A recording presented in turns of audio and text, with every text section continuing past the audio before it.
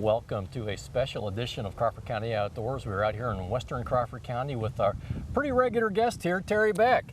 Terry, how you doing? I have a new nickname for you. Terry Appleseed. How's that sound? Yeah, we'll see. Why do you think that name came along here? What's behind us? Well, we're in my little apple orchard that I'm trying to grow to feed my deer. So let's start from the beginning. So where'd the whole concept come from, and how'd you pick this spot? Well, this is my grandfather's property. I've been hunting on this property for probably 37 years now. And actually right behind us, there used to be, I think probably when I was 12, 13 years old, there was some apple trees, probably 5 or 6. But over time, these trees have grown and kind of choked them out. And, you know, so I've always wanted, I'm always trying to enhance the deer habitat down here to keep them in the area. And so we're, you know, it looks like, you know, there's so many hunters down here. This is all state game lands here that borders us. So I want a reason for the deer to stay on this side of the line, so we can harvest them. And so let me throw you. So I set up tree stands in kind of like 3 places. One by the oak trees, one by the apple trees on my property, and the third one is in sort of the place where they hide in the brush and everything, and where they move to the field areas to feed. So I have a stand set up, you know, on the transition area. And so depending on the time of year, if it's very early archery season, the apples are in and acorns haven't started to drop yet, I go to the apple one. That's right. And then when, you know, a few weeks later on the acorns, then it's like, man, that's like, you know, the deer seem to migrate. Is that the thinking here? It is. And I have them out here in the middle of this field, so they're supposed to get daylight, sunlight all day long. And so, you know, if you try and plant an apple tree in the woods, it might make it, but it's probably not going to really. It's fighting for the daylight, the sunlight. It's going to lose a battle with oak trees and with Yeah, and if you ask any hunter, a deer cannot pass up an apple. You know, they're going to come.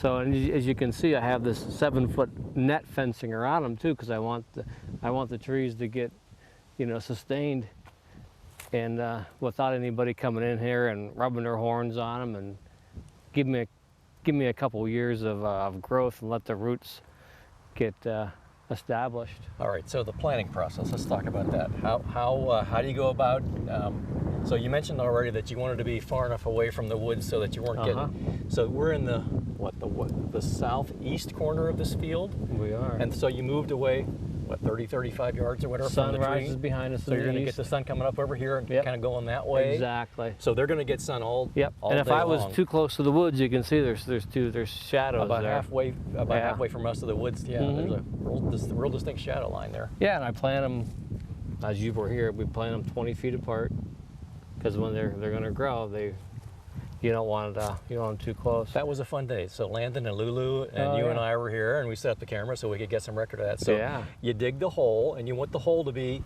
You don't want to plant the tree if the root ball is like this big. You don't want to plant the tree so the dirt comes up to here. You want the dirt to come right to the top of the root ball, right? Yeah.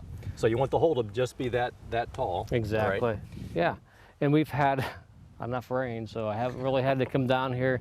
And we have a little creek that runs down through here, the property. So if it was really dry summer, I could come out here with buckets and I'd be watering them. But as everyone knows, we haven't had it's been too wet a shortness of rain. To walk back across the field to even get here. Yeah, this summer has been brutal. We've been trying to film a bunch of Crawford County outdoors things, but it's been raining the whole time, so we haven't been able to do that. So I'm glad we can get out here today. Yeah, obviously these aren't going to bloom this year, so hopefully next year they will bloom. And I was doing some research too, so for them to bloom, they have to be fertilized, or whatever you call it, pollinated by a different apple tree. So these are all McIntosh. So I have some apple trees just inside the woods, so I'm hoping the bees will do their job and pollinate these so they actually produce fruit. And that's during that flowering process. It is. So now when we came out here, it was give or take right around the time when the flowers were starting. Yeah. So these trees probably aren't going to make They're not going to this year. No. Didn't one of the trees have like one flower on it or something like that? Yeah, we brought it down here. There was one bloom on it, yes. Yeah. So okay, now how'd you go about finding the trees, and how'd you pick up a certain type and any particular? Well, actually, my neighbor, they went to a tree auction down on Route 19, the Red Barn auction. So we went down, and they had all kind of trees and everything. So my wife and I were walking around. I'm like, those are the trees I want. These are McIntosh. They just happened to be the ones there. They were in a cluster of 10. One lady outbid me And she took 2, and they said, "Do you want any more?" I said, "Yeah, I'll take the rest of them." So, yeah, they're $40 a piece, you know. So you know, I got some money invested in these, and hopefully they'll produce. So what's the, you know, I mean, we have a pretty consistent distance between them and so on. Is there a reason for that, that you need a certain amount of space between them so that they don't? Well, yeah, 10 years from now, you don't want them on top of each other. Yeah, you don't want them on top of each other. Yeah. Fighting with themselves, I guess, right. for the sunlight and for the water, yep, right? Exactly. And then these are getting too tall, so we're going to have to. We'll talk about some pruning too. We got to prune these probably next year. I don't want to touch them yet till they get established, but.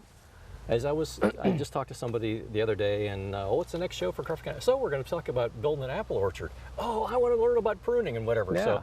So what do you know about that? I mean, I know just a little bit. I've read up on it, but you want to try and keep that main trunk, and not have. If we can walk over here, can we walk over here? Not have like 2 main trunks, right? Yeah. So they're talking about this main stem or limb that comes up. They want you to cut this, then you want 4 or 5 that come out in a 40 to 60 degree angle, because they will hold the weight of the fruit more. These tall ones, you know, they're going to sway and they'll break. They can't hold the weight of the fruit. So you want to trim them so they come out kind of like an umbrella, upside down umbrella. I read one time that it's like the shoots that come off the branches and go straight up or go straight down. You want to get rid of those. Yeah. Because they're going to be causing competition. Yeah, so, I need to do more research on it, but this one looks like it's actually a pretty well shaped one. Yeah. Right off the bat. Now, one thing interesting here is it looks like this might end up being looks like they already major did Y kind of a thing. Yeah. one little one gone there. So now the second leg of the Y, maybe that might need to go at some point in time. So what I was reading is and that's what happened to this large tree that's at my property, is like the 2 legs of the Y, and then the slightly smaller one broke off, and it's like this big around or whatever. See that one right there? That looks like it has like three kind of main. So we got this one coming out here. This one it looks like it would need trimmed. We got this one. Yeah, this is. So that may be the ideal setup there for just a little trimming, and then you want to get that nice kind of rounded, get it all the way around, rather than having them fighting for. Okay, so when you get down the road, might you set up some more tree stands here in this? Well, yeah, actually that's why I set it right here, because I can. Actually I have a tree stand right here in the corner, but I also have these trees right here that I can put tree stands in. You can do a hanging tree, or you can do a ladder type tree stand? I do a ladder. Yeah, okay. well, I'd probably do a lock on right there. Okay. Yep. And there's actually trails that come up, and so they're gonna come out here from both sides and come in for a snack. Just walking back in here today, you can see a lot of deer tracks. And we walked up on a couple turkeys. We did. We had 3 turkeys. Yeah. So the deer are already interested here in what's going on. So that's a good sign, right? They are. They're out here a lot. So a couple questions here. Now the trees, you've got like little triangles of support. The trees have like a mesh around the base, and then you've got a fence around. Let's talk about those things here. So the mesh around the bottom is to keep anything like woodchucks or any kind of rabbits that are going to want to come in and nibble on the trunk.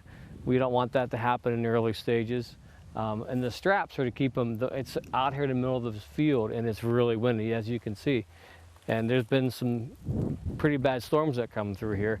So we have these straps on here to keep them straight and give them a little support. Now the mesh fence around, now I can already sort of guess what that's for, but you're going to get some rodent traffic, you're going to get some deer traffic, you're going to get lots of other traffic here before they really get settled, right? Yeah, I think about a year or two, I'm going to try to keep this big fence up for a good year to keep the deer out of here. The fence itself, talk about how you put that together. This is just a mesh fence. It's really light. Where do you find that, by the way? I got that at the local Walmart. Okay. Yeah. Okay. It was 100 foot by 7 foot, and you'll see some of the footage. We had step ladder, and then the hammer pounded down the stakes, and then we just took a staple gun and just, it's a deterrent. They're not going to try it. They're not going to come through here. There's really nothing. They're going to walk around this because there's no fruit. There's no food in here, so it's just a deterrent to keep them out. Now, in the field that surrounds here, this field's what, 10 or 11 acres or something like that? This field we're standing in is about 5 acres. About 5 acres, okay. Mhm. And it's just been planted with soybeans, right? Mm-hmm. So now that's probably going to entertain the deer come, Yes, they will, like yeah. late summer, early fall, right? Yep, just before they loved it. Soon before these soybeans turn brown, the deer are out here. And that field over there is corn, and I think another one's soybean, yeah. So the positioning of this orchard and then not having stuff planted like right immediately around there, you're going to probably have a little bit of work to do to kind of clean up some of this stuff so that the trees aren't fighting with, Yeah, I need to come down with the weed whacker, and they need fertilized too. Some of them are looking a little yellow. Now this has been a tough year with the, It is. like, rain. Too much It's rain, yeah. now, we're now late June, and it's maybe going to stop raining out. Yeah, Yeah. We'll see about that. You know, and some of these trees, they get shocked too when you take them out of their buckets, and we may lose a couple of them. I hope not, but that happens. So the actual apples, whenever they come around, are you just going to leave them for the deer? You're going to take some home and have Chef Lisa cook something up Well, with them? Or? we have to have Chef Eliza cook something up. Heck yes. Yeah, I've got a few favorite apple recipes. I'll Yeah. negotiate with her here in the meantime about that. You know, and Macintosh is a good apple. You can walk right here and pick it up and just. Yeah, I'm really hoping that they do produce. You know, it's a crapshoot because you don't know. We're actually depending on the bees to do some pollinating and do their work for us. Now you motivated me by this project. So I saved some seeds out of an apple I was having for lunch one day, and I saved some yogurt containers, and I put some dirt. Of course you would. Yeah, I put some dirt, and I put some mulch on top and put the apple seeds in. And it's like I poked holes in the bottom so like they wouldn't drown, put them outside. Yeah.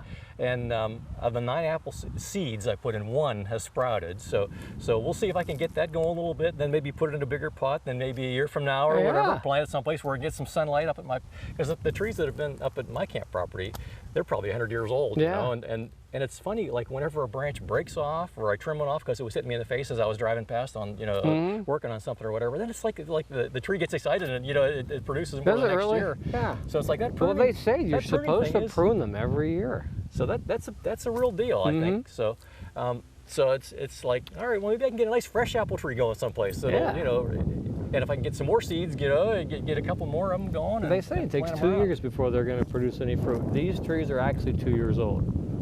That's shocking to me that they're that tall in just 2 years. These are 2-year-old trees. Yeah. So when they're all fully matured or whatever, they're going to be what, 10, 15 feet? They could get up to 15 to 20 feet, and then wider than that, right? Yeah. That's why you keep them trimmed up. Is there any particular the apples are going to be ready June or September 15th through October 2nd, or I mean, is there any It's always in the fall. I don't know. It's like the apple, to me, the apples are ready, and then there's some transition between the apples and the acorns, and so I almost always go those opening couple days of archery on my stands that are near the apple trees, and then a couple weeks go by, and then it's like, there's still a few apples or whatever, but if the acorns are falling, man, that's where I go.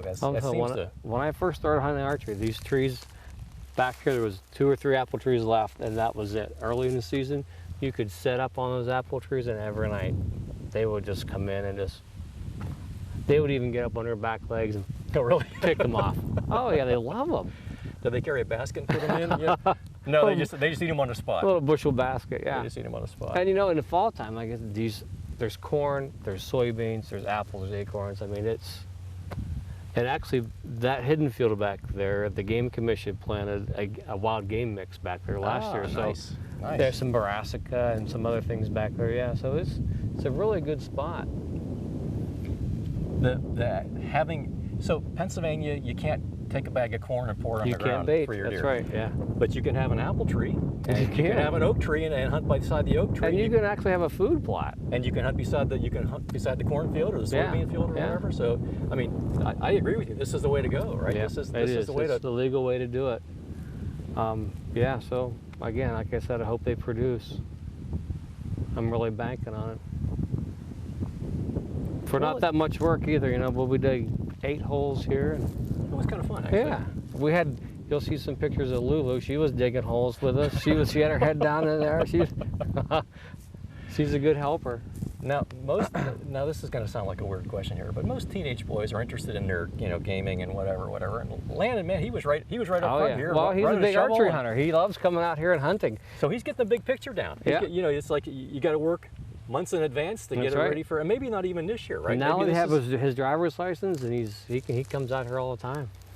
So it's like this is probably isn't this year, maybe not even next year, but I mean years down the road or whatever. I'm looking into 5 years, plan here to get these really sustained and producing. Yeah. Well, I guess the exciting part about that to me is, Landon's like, I keep reading in the newspaper, less hunters, the youth they're not coming out to hunt anymore or whatever. That's not Landon. No. He's wanting to go. He's doing stuff that's going to, be impacting things for the next generation. Gavin's Gavin's a rifle hunter. He hasn't got an archery yet, but he's out there too. Yeah. It's a family. I mean, it's a big deal in our family. Well, now that I have more time on my hands, I'm enjoying all this stuff. Things I really hadn't looked into before, and things I hadn't poked around with and hadn't, stuck in my nose in or whatever. I made food plots at my place. And it's like, I sat by the food plot all day in rifle season, whatever. And they don't come in the daytime. They go there at night, So it's like, all right. So I moved my stand on the trail between the food plot and where they hide in the swampy area, and so I'm like, too far to shoot. Well, I didn't get the chance at one, but it's like... the deer are smarter than we are. It's like, I made this nice food plot. I have a tree stand. Come on, deer, come on. Yeah. Well, they figured it out. Yeah, they know. They come out at night. Yeah, they're not going to go.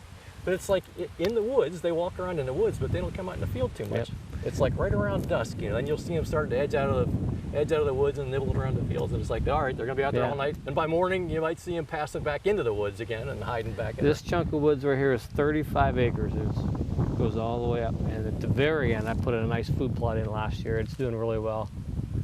Yeah. What was the approach to the food plot? I see these ones that even I think the brand name is No Till, and it's like I tried that and it didn't work. Well, that's exactly what I got. It was No Till. It was radishes, brassica. Did it work? Did you break the soil up? I took my rototiller back there. Yeah. I tilled it up and I raked it. Thing I don't think that worked. No, you gotta. Yeah, you gotta break the soil up. Yeah. So I did the same thing. I made a food plot, and it's like now the deer, they're sticking around my property more now, and so my rate of harvest goes up. I can't get one right in the food plot. They don't seem to come out there in the daytime when it's hunting time, but they're around. So I go back to, and they do walk past the oak trees, So it's like I got a nice spot a couple years ago by the oak trees, and way past acorn season. I don't know about your property, but after come rifle season down here, or late archery season, the deer are pressured. Because we're surrounded by state game lands, and so the deer, they go nocturnal really quick down here. So you got to catch them early when they're in their feeding patterns, or in the rut. You just get lucky, they run by you. So sleeping in ain't the answer, right? You need to be out there. You got to be out a here. good half an hour. And I do, before, and I'm about ready to put my trail cameras up. I'll put them up here in a couple weeks, and so I'll be watching all corners of the woods, and it's interesting to see how the progression of how they grow. Now, years ago, you got some real cool footage of this bucket that ran right up to you. Now, that was just right over here, right? That was just through the woods, about a couple hundred yards, yeah. That one's kind of famous clip there. It's on the beginning of Crawford County Outdoors, yeah. I was trying to film a show for you, and I didn't get my scope down. And by but you got the footage. So I did. And by the time I got my crosshair on the dang thing, it was gone. That was the worst day of my life. See, I think it was the best day. I mean, it was great footage. Yeah, you got that awesome footage of that beautiful deer, man. Dang camera, get out of here. Okay, did we miss anything? I don't think so. Well, one thing we did miss is with Crawford County Outdoors, we've got to have a special recipe going on. So correct. It's apple trees. So hey, maybe there'll be an apple thing. Yeah, maybe we'll do something with the apple. All right, well, stay tuned.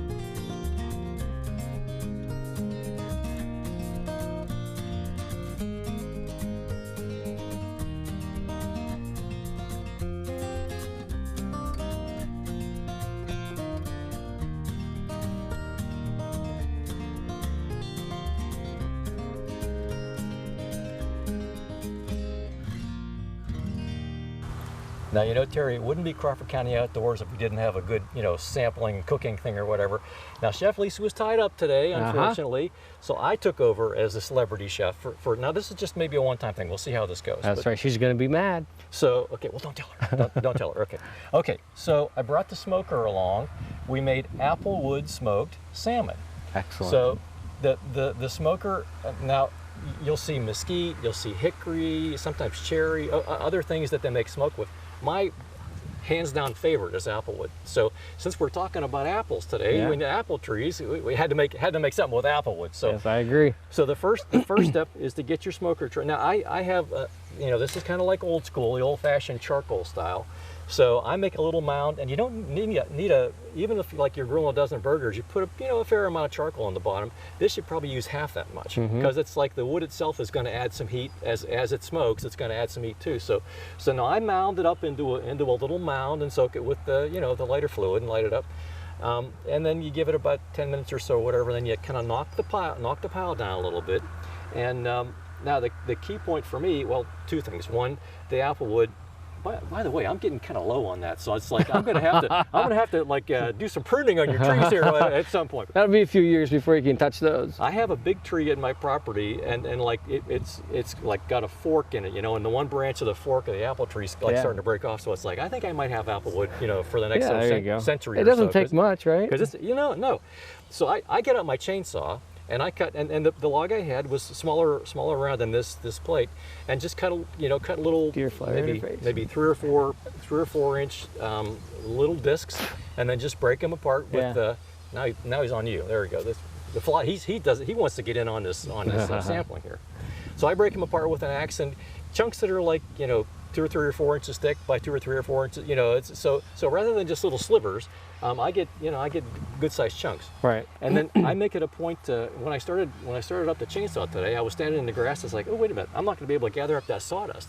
So I turned around so I could make sure the sawdust was flying onto the driveway. Yeah, that's a good idea. So I put the chunks in, then throw the sawdust in it. Like, boom, makes like a cloud of smoke. The smoke really starts rolling. Then you hurry up and get the food in. So now I picked salmon. That's a great thing for the smoker. You can use beef. You can use beef brisket. You can use chops. I mean anything that you like. Do you let it get hot before you put the salmon on, or you just put it right on all at the same time? Get it right in and close it up tight. So it doesn't really get like charcoal grilling kind of hot. You know, it stays like in that 200 range or whatever. This has a little temperature gauge on the thing. Although it's like it just gets past that kind of warm category there. And this is like a 3-hour project. So you put the chunks in, throw the charcoal, throw the applewood sawdust in there, and get that started. Now this particular type of smoker has a water tray, so it keeps it kind of more steamy, moist, it keeps it moist and whatever.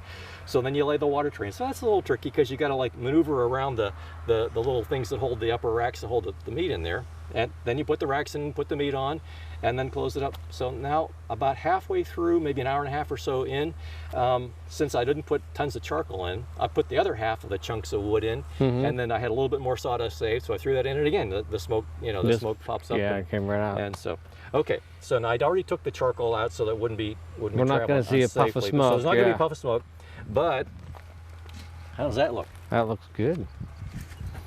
Our favorite part of the show. Real popular food. So you put the skin side of the salmon down, and usually it like sort of sticks to the rack, and you got to take the rack in. So most of it's sticking there. Yeah, there you go. So a nice little salmon fillet for Terry. And I brought you a fork and a napkin.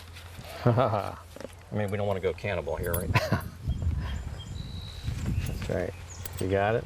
All right. One for me. Smells really good. Looks like the skin. The skin came about 3/4 off there. Yeah. Okay, so the skin side goes down when you're putting it in. So.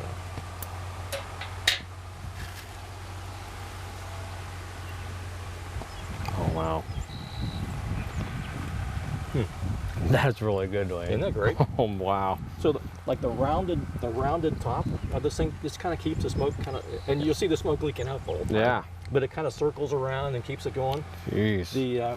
The water tray keeps it from drying out. It's really not. It's not like jerky or whatever. No. I mean, it was in for 3 hours at kind of like a low heat, which I guess would be similar to putting it in the oven. But the water tray keeps it. Wow. This is definitely a favorite. Well, like No. you said, you take the leftovers and you use them on a bagel, and Put on a bagel, put a little cream cheese on Cream there, put cheese. your smoked salmon on there. that's a great little breakfast there. Now down the road, you think we can get Lisa to make up an apple recipe from something that grew out back there? Absolutely. Looking forward to that. I hope so. Well, thanks, Terry, for your help today. All right. Cool project. Great, thanks. Thank you folks at home for joining us on Crawford County Outdoors, and we'll talk to you next time.